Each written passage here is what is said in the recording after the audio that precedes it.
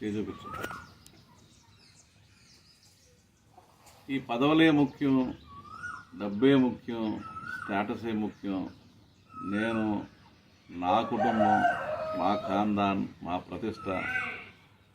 ఇక్కడ చెవల కృపారావు ఉపయోగించే మాట, తమ్ముడు మా ప్రెస్టేజ్ తమ్ముడు. ఈ ఎలక్షన్, ప్రతి ఎలక్షన్లో అతను చెప్పే మాట ఏంటంటే మా ప్రెస్టేజ్ తమ్ముడు అంటూ ఉంటారు. పాస్టర్ గారు ఆ మాటకు ఫిదా అయిపోతారు.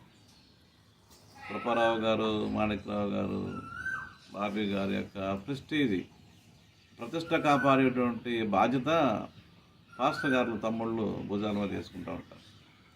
చాలా కష్టపడతారు, నెగ్గిస్తారు.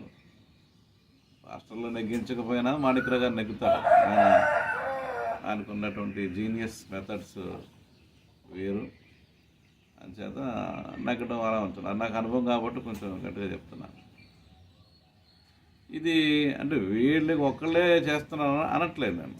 వీళ్ళు కూడా ఈ గుంటూరులో ప్రాంతంలో ఉండేటువంటి నాయకుల నుంచి నేర్చుకున్నటువంటి ఈ టాక్టిక్స్, విత్తుగాళ్ళు ఏమైతే ఉన్నాయో అవి నెగ్గడమే ప్రధానం. మేము నెగ్గేయాలి అనేటువంటిది. మేము నెగ్గకపోతే కుదరదు ప్రెస్టేజ్. ఇది దీంట్లో ఏమాత్రం క్రైస్తవత్వం ఉందో తెలియదు, కానీ వాళ్ళదే క్రైస్తవత్వం అన్నట్టు, ఇదే క్రైస్తవ విశ్వాసం అన్నట్టు చెప్తున్నారు.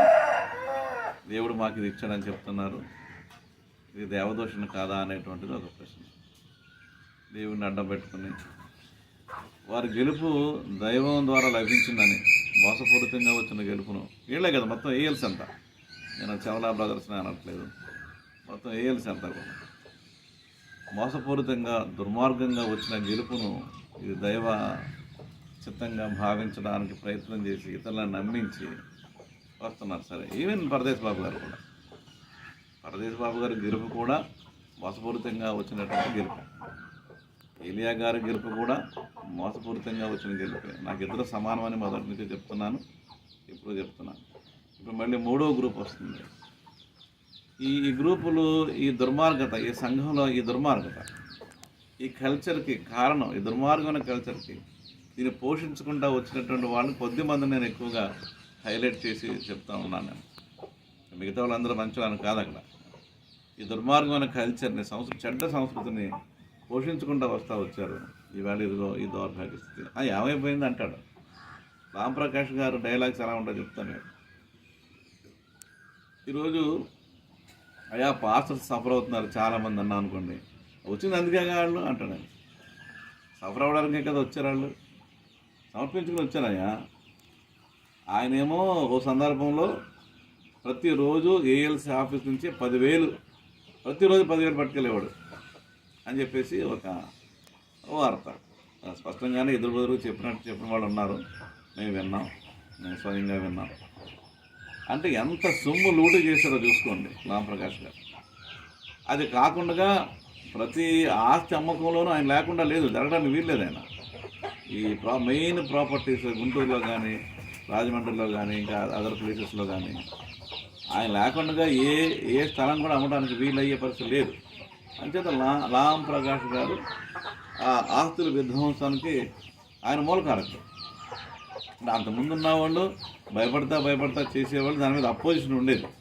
కానీ రాంప్రకాష్ గారు వచ్చిన తర్వాత ఇంకా అపోజిషన్ అనేదే లేదు.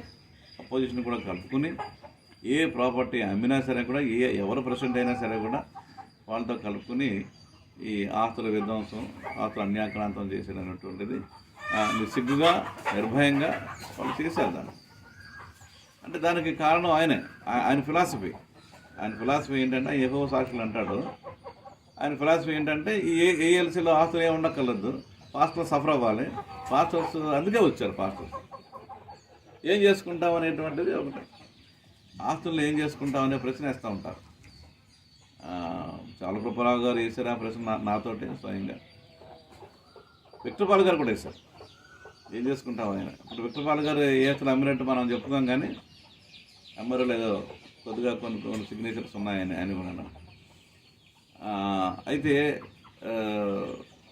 పెద్దగా ఆయన విధ్వంసం చేసినట్టు ఉండదు, కానీ ఆయన కూడా ఏం చేసుకుంటావు ఈ ప్రాపర్టీస్ అన్నారు. ఏం చేసుకుంటామో తెలియనటువంటి వాళ్ళు ఈ పదవుల్లో ఎందుకు ఉండాలనే ప్రశ్న నేను వేస్తాను. ప్రాపర్టీస్ని బెస్ట్ యూజ్లో పెట్టేటువంటి వ్యక్తిగా నువ్వు పదవులకు రావాలి, కానీ how to utilise these properties, ఈ యొక్క వనరుల్ని ఏ విధంగా ఉపయోగించాలో తెలిసిన వ్యక్తిగా రావాలి.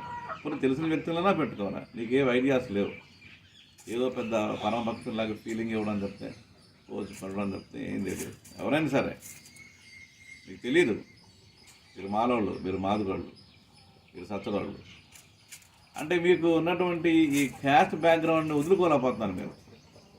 మీకు దాని నుంచి పైకి రాలేకపోయారు. మిషనరీస్ చేసిన ప్రతి ప్రయత్నం కూడా వృధా అయిపోయింది. ఇవాళ ఎంత నంబర్ ఉండి పొలిటికల్ యాంగిల్ చెప్తాను మీకు.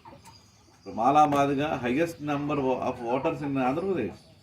అంటే ఒక సీఎంని డిసైడ్ చేయగలిగినటువంటి ఓటర్ స్ట్రెంగ్త్ ఉన్నటువంటి కులాలు రెండు కూడా. కానీ మెంటల్గా చాలా వెనకబాటుతనంతో, దగులుబాజీతనంతో వెనకబడున్నాం.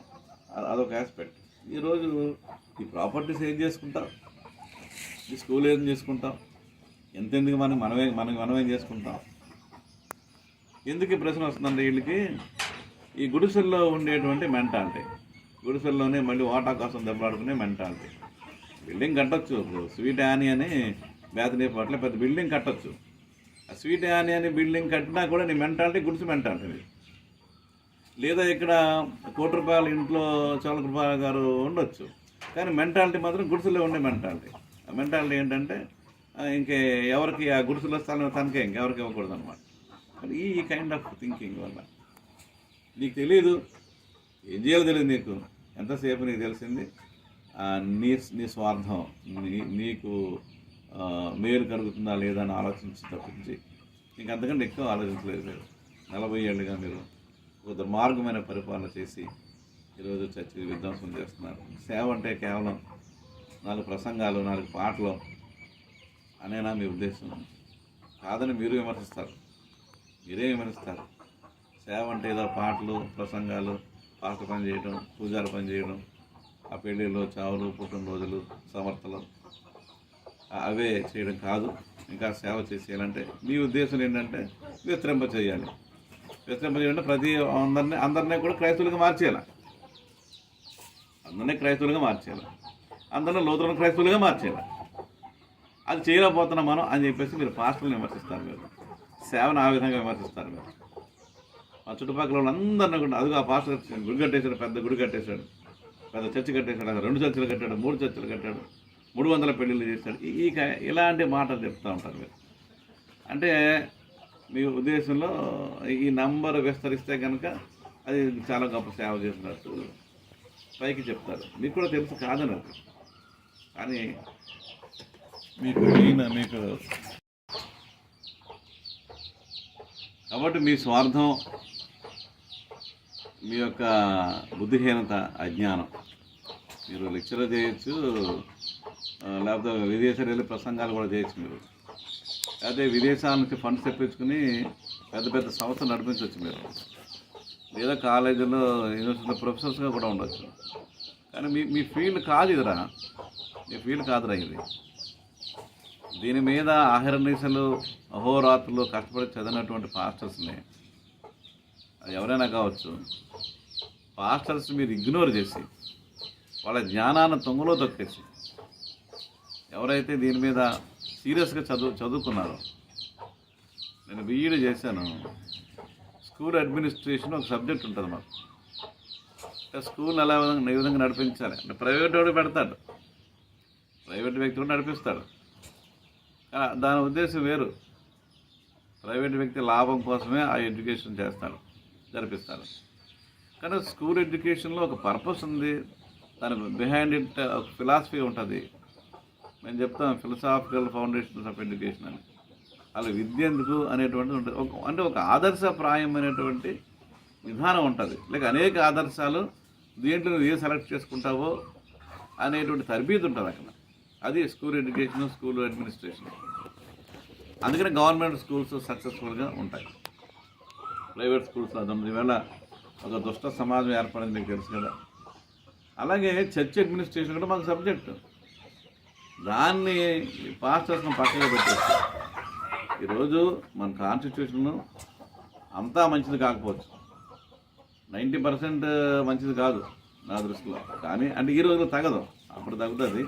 1932లో అప్పుడు కరెక్టే, కానీ ఈ వేళ తగదు. కానీ కొన్ని ఆస్పెక్ట్స్లో అది కరెక్ట్.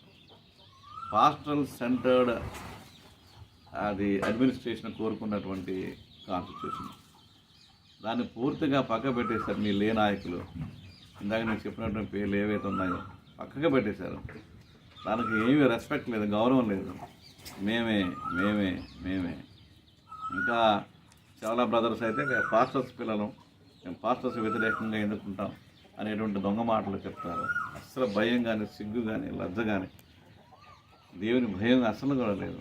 భయంకరమైన మనస్తత్వాలు. ఇప్పటికీ ఎన్నిసార్లు నాలాంటి వాళ్ళు చెప్తున్నా కానీ మీరు మారరు. వాత వేయబడిన మనస్సాక్షి కనీసం గుచ్చుకోదు. ఆ మనసుకి ఇది అయ్యో అవును కదా అనేటువంటి బాధ కూడా కలగదు. పైగా నాలాంటి వాళ్ళు తప్పుపడ్డా చూస్తారు. ఇష్టం వచ్చిన మాట్లాడతాడు, ఇష్టం వచ్చిన చేస్తారు, అదే బూతులు ఆడతాడు, కొట్టడానికి వస్తాడు, ఈయన చెప్తూ ఉంటారు. ఎందుకు చేస్తాం, ఎందుకు కావాలి, ఎందుకు నోరు పాడు చేసుకోవాలి, ఎందుకు ఎవరినైనా ఉండాలి, మీ యొక్క దుష్ప్రవర్తన భరించలేక.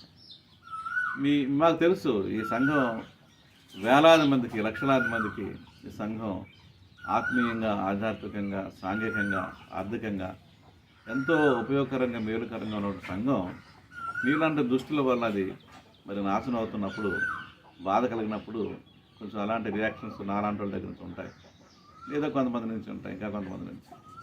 ఈ రియాక్షన్ కూడా తప్పని చెప్పేసి మీరు అంటారు.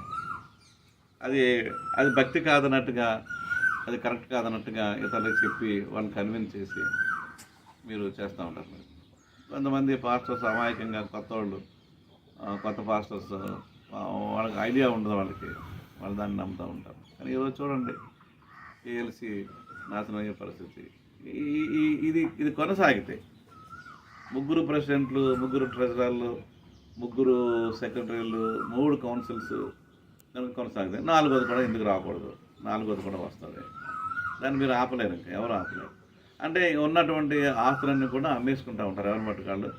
మళ్ళీ నాలాంటి వాడు ఎవడో కుటుంబానికి ఉపయోగించుకుంటున్న డబ్బంతా నేను తీసుకొచ్చి కేసులు పెడితే, కేసులు వేయించి నా ఫ్యామిలీని సఫర్ చేసి ఉండబట్టలేక కేసులు. ఎన్ని కేసులు వేశాను నేను? శాంతోరి మీద కేసులు వేశాను, అక్కడ షాడై మీద కేసులు వేసాము, అలాగే బొమ్మూరుకొండ మీద కేసులు వేసాము. అక్కడ అగ్రవర్ణాలు ఎవరైతే మైనారిటీగా ఉంటారో సంఖ్యాపరంగా, అల్పసంఖ్యాకంగా ఉన్న అగ్రవర్ణాలు ఇవాళ ప్రభుత్వం చేస్తూ అధికారాన్ని హస్తగతం చేసుకుని మన ఆస్తులు కూడా లాగేసుకుంటున్నారు, సంఘాస్తులు లాగేసుకుంటున్నారు. తెలుగుదేశం వాళ్ళు, కమ్మ వాళ్ళందరూ కూడా తెలుగుదేశం ఉన్నంతసేపు మన ఆస్తులు ఆరాయం చేసుకున్నారు. నయనో భయానో ఏదో పెట్టి సాయం చేస్తున్నారు. వాళ్ళేమో చాలా విపరీతంగా జాతి బాగుపడింది. కనీసం జాతి అభిమానం వల్ల ఎందుకు లేదు మీకు అడుగుతున్నాను. ఈ జాతి, ఈ దళిత జాతి, 8,000 సంవత్సరాల కాలం జాతి ఎందుకు మీకు లేదా? కనీసం మేము చెప్తుంటే మీకు ఎందుకు అర్థం అవుతారు? ఎందుకు, ఎలా అంటే ఎంత దుర్మార్గమైన మనసు మీకు ఎందుకు? అసలు ఏం సాధించేయాలని చెప్పేసి మీరు ఈ చర్చ నాశనం చేస్తున్నారు. మీకు వ్యక్తిగతంగా సాటిస్ఫాక్షన్ ఇచ్చేస్తున్నది ఈ చర్చ నాశనం అయిపోతే. ఎవడబడి తోసేయకండి. నేను చేశానండి, నాకేం సంబంధం, దేవరాజు గారు అంటారు, నాకేం సంబంధం, ప్రెసిడెంట్ గారు చేశారంటారు. నేను సిగ్గులేదా?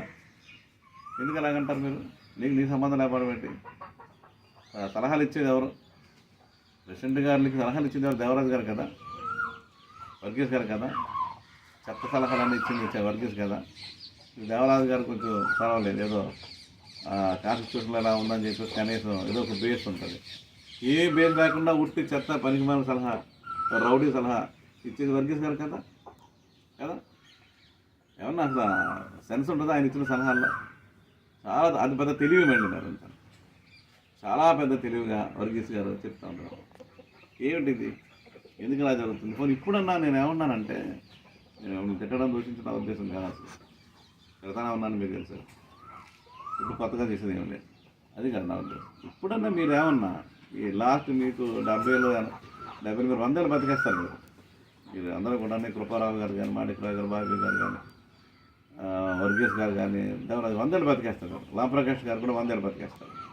మేము చచ్చిపోతాం, మేము ఉండం. మేము మీకంటే చాలా చిన్నోళ్ళైనా మేము చచ్చిపోతాం, మేము ఉండం. మీరు మాత్రం 100 ఏళ్ళు బతుకుతారు. మీకు ఉన్న అవకాశం ఏంటంటే నేను మిమ్మల్ని కోరుకునేది ఏంటంటే ఇప్పుడైనా సరే ఒక మంచి భావంతో మేరీ గ్రేస్ గారు కూడా 100 ఏళ్ళు బతికేస్తారు, సమస్య లేదు. అలాగే అక్కడ ఎవరైతే విధ్వంసకారులు ఉన్నారో అందరూ కూడా 100 ఏళ్ళు బతుకుతారు. చర్చ నాశనం చేసే వాళ్ళు ఎవరైతే ఉన్నారో బతకండి, 100 ఏళ్ళు బతకండి, మాకేమీ అభ్యంతరం లేదు. అయితే నేను కోరుకునేది ఏంటంటే ఇప్పుడైనా ఒకసారి కొంచెం ఈ చర్చని దృష్టించండి. మిషనరీస్ మహానుభావులు త్యాగపూరితంగా ఎంతోమంది త్యాగాలతో నిర్మించబడ్డటువంటి సంఘం ఒకటి స్పిరిచువల్గా. రెండోది ఒక అణగారిన జాతికి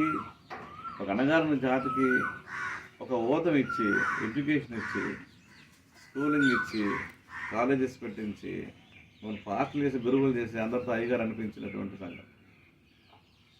బ్రాహ్మణుల్ని కులపరంగానే అయ్యగారు అంటారు, ఇక్కడ మాలవాడిని మాదిగొండ కూడా అయ్యగారు అంటారు. ఇక్కడ గౌరవం ఇచ్చినటువంటిది ఈ చర్చి నుంచే మిగతా వాళ్ళందరూ ఏర్పడ్డారు. అంటే మనకంటే బాప్టిస్ట్ వారు అది ముందు వచ్చారు, వేరే సంగతి. కానీ దీనికి ఒక ప్రత్యేకత ఉంది లూథరన్ సంఘానికి ఆంధ్రప్రదేశ్లో. మిగిలిన స్టేట్స్లో నేను మాట్లాడిన కానీ ఏపీలో మాత్రం చాలా ప్రత్యేకత ఉంది. మీరు దీన్ని ఎందుకు ఇప్పుడైనా మీరు రియలైజ్ అయ్యి మీరు దీన్ని కూర్చోండి, మీరే మాట్లాడుకోండి, మమ్మల్ని అక్కన మీరే మాట్లాడుకొని మారుద్దాం. పరదేశ్ బాబు లాంటి వాళ్ళు తీసుకొచ్చి కూర్చోబెట్టారు. ఆయనకి తెలియదండి, నేను ఆయన కూడా ఎక్కువ విమర్శించను. ఎందుకంటే ఆ ముందున్న సునీల్ భాను కంటే మచ్ బెటర్ ఈయన. కానీ ఆయనంత మాత్రం ప్రదేశ్ బాబు గారికి సమర్థించను. నేను చాలా తప్పులు చేశాడు, ఆయన ఒప్పుకుంటాడు. అయితే అలాగా చేతకానితనం వల్లనే ఆయన నెపోటిజం తీసుకున్నాడు. ఏం చేశాడు, బంధువులందరినీ పెట్టేసుకున్నాడు. చేతకాదు కాబట్టి, మిగతా వాళ్ళతో రిలేట్ అవ్వలేడు కాబట్టి. మన ప్రతి ఒక్కరిని అన్నగా తమ్ముడుగా భావించవలసిన వ్యక్తి, ఒక విశాలమైన దృక్పథం ఉండవలసిన వ్యక్తి. మీకు తెలుసో లేదు, అంతకుముందు అలాంటి కల్చరే మనకు ఉండేది. మా పాస్టర్లు అందరూ అన్న తమ్ముడు అనుకునే ఎవరిలో తెలియదు. ట్రైనింగ్లో కలిసి అక్కడి నుంచి అన్నదమ్ముల అనుబంధంలాగా ఉండేది. అది పోయింది ఇప్పుడు పరదేశ్ బాబు గారిలో. సొంత బ్లడ్ రిలేషన్స్ని అన్నదమ్ములు అంటున్నాడు, మిగతా వాళ్ళు అందరూ ఎవరో వాళ్ళు కాదు, వేరే వాళ్ళు.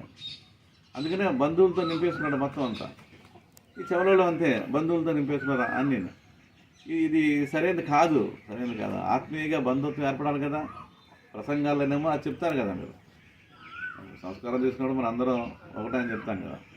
కానీ ప్రాక్టీస్లోనేమో చాలా నీచమైనటువంటి ఈ ఏర్పాటు పరిస్థితి. కాబట్టి మీరు ఇప్పుడైనా ఆలోచించి ఈ సిచ్యువేషన్ మార్చాలని అంటే కనుక నేను అంటున్నాను, మన ఏపీలో ప్రభుత్వం మనమే ఏర్పాటు చేస్తుంది. జగన్ రెడ్డి కాదు, జగన్ మాల ఏర్పాటు చేస్తారు ప్రభుత్వాన్ని, జగన్ మాదిగా ఏర్పాటు చేస్తారు ప్రభుత్వాన్ని. ప్రభుత్వం వస్తే ఒక మీరు అనుకున్న సేవ ఏదైతే విస్తరణ అంటున్నారు కదా, అందరినీ మార్చేయడం, కన్వర్షన్ అంటారు కదా, అది జరుగుతుంది. జగన్ రెడ్డి వాళ్ళు జరగదు. జగన్ రెడ్డి క్రైస్తవుడే కానీ నేతి బీరకాయ క్రైస్తవుడు. మీకు మనవి చేస్తున్నాను, ఇప్పటికైనా ఎవరైతే నాయకులుగా ఉండాలని కోరుకుంటున్నారో ఆస్తులు దొబ్బేయడానికి నాయకులు అవ్వకండి. ఆస్తులు శాస్త్రం ఎవరికి ఏది శాస్త్రం కాదు, ఎవడో ఉండడం. మీరు చూసారు చరిత్రలో ఇమ్మానుయేల్ చనిపోవడం, చంపడం కాదు, అంతకుముందు కూడా ఎవడో బతకలేదు. అది ఎవరో ఉండవు, ఈ లోకంలో ఎవరు ఉండరు. కానీ ఒక మంచి కార్యక్రమం, ప్రజలు క్షేమంగా ఉండటం, అది కావాలి. మంచి ఆత్మీయమైనటువంటి సంఘంగా వేయాల్సి ఉండాలి అని చెప్పేసి మేము కోరుకుంటున్నాం. దయచేసి ఎవరైనా హర్ట్ చేయడం నా ఉద్దేశం కాదు, కేవలం కరెక్షన్ కోసమే. ఎవరైనా తమ యొక్క ప్రవర్తన కరెక్ట్ చేసుకోవాలని కోరుకుంటాను నేను. నువ్వు కరెక్టా అంటే చెప్పండి, నాలో ఉన్న లోపాలండి, నేను ఏ లోపాలన్నా నువ్వు కరెక్టా, నువ్వు ఎలా చేస్తానంటే పెంగులు చెప్పకండి. ఏదో పేపర్ రాశారు లేదా అదేది నా అలాగే చెప్తాను. సీరియస్గా సంఘానికి విఘాతం కలిగించేటువంటిది లేదా సంఘ అడ్మినిస్ట్రేషన్లో అవగాహన లేకుండా నేను ఏమైనా మాట్లాడితే చెప్పండి. మీ దొంగ ప్రాక్టీసులు ఎప్పటి నుంచో ఉన్నాయి, వీటి గురించి నాకు చెప్పండి. దయచేసి మీరు మనసు మార్చుకోండి, ఆలోచన మార్చుకోండి. ఎందుకంటే మీరు ఎలాగైనా పవర్లోకి వచ్చేస్తారు. మీరు ఎలాగైనా పవర్లోకి వచ్చేస్తారు. ఎందుకంటే మీకు ఆల్రెడీ ఆ మార్గం మీకు ఇది కొట్టిన పిండి అది. మీకు అది మిమ్మల్ని మించి ఎవరు రాలేరు. మీరు మళ్ళీ పవర్లోకి వస్తారు. మీరు పవర్లో మీరే ఉంటారు. ఇంకో 50 ఏళ్ళు మీరు ఉన్నా ఆశ్చర్యపోకలేదు. అమిత్ షా గారు చెప్పాడులే, 50 ఏళ్ళ దాకా మన బీజేపీ గవర్నమెంటే ఉంటుంది ఇండియాలో అని చెప్పి. అలాగే మీరు కూడా అంతే, మిమ్మల్ని ఎవరో ఏం చేయలేరు. మేము పాస్టర్లు కూడా మిమ్మల్ని ఫాలో అయిపోతారు. వాళ్ళు మంచి వాళ్ళు అన్నాం, అమాయకులు అన్నాం, ఇంకంతే వాళ్ళు కాంప్రమైజ్ అయిపోయారు. దాంట్లో నార్మల్ అంటున్నారు, లంచం తీసుకోవడం నార్మల్ అంటున్నారు, ఈ డామినేషన్ నార్మల్ అంటున్నారు. బైబిల్ పక్కన పెట్టేస్తారు వాళ్ళు ఏమి వాళ్ళకి అంటుకోలేరు. అంటుకోని వాళ్ళు మీరు తీసుకొచ్చి పెట్టారు. ఇప్పుడు ఈవేళ నేను జాయిన్ అయినప్పుడు 300 మంది పాస్టర్స్ మేము 89లో, ఇవాళ 1000 మంది ఉన్నారు. దాంట్లో అందరూ ఎలాంటి వాళ్ళు మీకు తెలుసు, ఎలాంటి పాస్టర్లు వచ్చారు. సిటిహెచ్ నుంచి వచ్చిన వాళ్ళు, అసలు ట్రైనింగ్ కాకుండా ఆర్డినేషన్ తీసుకున్న వాళ్ళు, ఇవన్నీ మీ పుణ్యం ఇదంతా. ఆర్డినేషన్ సిటిహెచ్ వాళ్ళు తీసుకొచ్చి పెట్టేయడం, సిటిహెచ్ లేకుండా కూడా సిటిహెచ్ అని చెప్పేసి పెట్టడం. నేను ఆర్డినేషన్ కమిటీ చైర్మన్గా ఉన్నప్పుడు నా మీద కుట్రదే కదా, 105 మందిని ఆర్డినేషన్ ఆర్డినేషన్ చేయమని చెప్పేసి నాకు చైర్మన్ చేశారు. దాంట్లో 15 మంది తప్పించి మిగతా వాళ్ళందరికీ సిటిహెచ్ సర్టిఫికేట్ కూడా లేవు. అది అలాంటి తీసుకొచ్చి నా పేరు మీద ఆర్డినేషన్ ఇచ్చారు. మీరు, నేను ఇవ్వలేదు కానీ నా పేరు మీద ఇచ్చేశారు, ప్రచారం చేశారు. చంద్రబాబు గారు తప్పించుకున్నాడు, ఆయన పేరు రాదు, కానీ నెల్సన్ బాబు చైర్మన్ కదా అంటున్నారు. నేను లేకపోయినా సరే, నేను రిజైన్ చేసినా సరే నా పేరు చెప్తున్నారు, చిన్న కిషోర్ లాంటి వాళ్ళు. కాబట్టి నేను ఏమన్నానంటే, ఈ దుర్మార్గం ఆపండి, ఈ దుర్మార్గం ఆపండి, దౌర్జన్యం ఆపండి. నీ జాతి మీద నువ్వే దౌర్జన్యం, నువ్వే దుర్మార్గం చేస్తున్నావు. నీ చర్చి మీద నువ్వే దుర్మార్గం, నువ్వే దౌర్జన్యం చేస్తున్నావు. చివరికి ఈ కలెక్టివ్, ఈ సమిష్టి సంఘం అనేటువంటిది విచ్ఛిన్నం అవుతుంది, నాశనం అవుతుంది. ఇప్పుడు సిబిసిఎన్సి అంతే కదా, సంఘాలు ఉంటాయి, భక్తి కావాలి ప్రతి ఒక్కటి, కాబట్టి ఆధ్యాత్మికంగా ఏదో కావాలి కాబట్టి చెట్టు పుట్ట ఎక్కడో దిగున ఉంటాయి, సంఘాలు ఉంటాయి, అది ఏం అవ్వవు. లేకపోతే ఇంకొకళ్ళు ఆక్రమించుకుంటారు. మా రావులపాలెం సంఘం ఉంది, మా సిఆర్ గారు అక్కడ దాన్ని చక్కగా చేసుకుంటారు. అలాగే చాలా సంఘాలు ఉన్నాయి, రావులపాలెమే కాదు, so many Lutheran churches occupied by the Lutherans by the అంశాలు. అంటే ఎందుకని ఈ అడ్మినిస్ట్రేషన్లో ఉండే లోపం వల్ల వాళ్ళు దాన్ని తీసుకున్నారు. ఇంకా అదే పరిస్థితి వస్తుంది ఎక్కడికక్కడే. ఎప్పుడైతే ఈ సెంట్రల్ అడ్మినిస్ట్రేషన్ విచ్ఛిన్నం అయ్యిందో, భవిష్యత్తులో జరిగేది ఏంటంటే, ఏ చర్చికి ఆ చర్చి ఇండిపెండెంట్ డిక్లేర్ చేసుకుంటారు, ఆస్తులేమో ఎవరో ఒకరు అమ్మేసుకుంటూ ఉంటారు. మీకు కాకినాడలో ఒక సిచ్యువేషన్ ఉంటుంది, సిబిసిఎన్స్ నాకు తెలిసేది.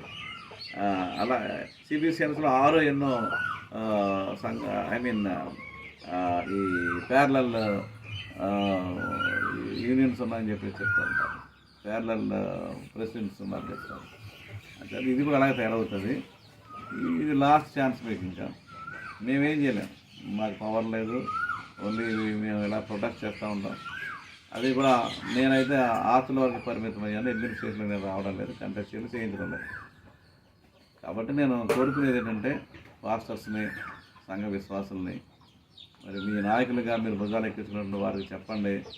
వాళ్ళకు కూడా చెప్తున్నాను, నన్ను కూర్చోండి, అందరూ కలిసి కూర్చుని మీరు ఎవరైతే నాయకత్వం ఉన్నారో, మరి ఏలియా గారు, మేరీ గ్రేస్ గారు, రాంప్రకాష్ మీరు వదులుకోలేరు. మీరు ఇక్కడ ఈ చెవలవాళ్ళు, ఈ భీమవరంలో నాయకులు వీళ్ళందరూ కూర్చుని ఇప్పుడైనా ఒక నేనేమంటే కాన్స్టిట్యూషన్లో లోపాలు ఉన్నాయి, దాన్ని సవరించండి. దాన్ని ఆ లోపాలు సవరించి ఒక చక్కని న్యూ చర్చిని ఫామ్ చేయమని చెప్పేసి మీకు మనం చేసుకుంటున్నాను. నా దగ్గర రికార్డ్ ఉంది.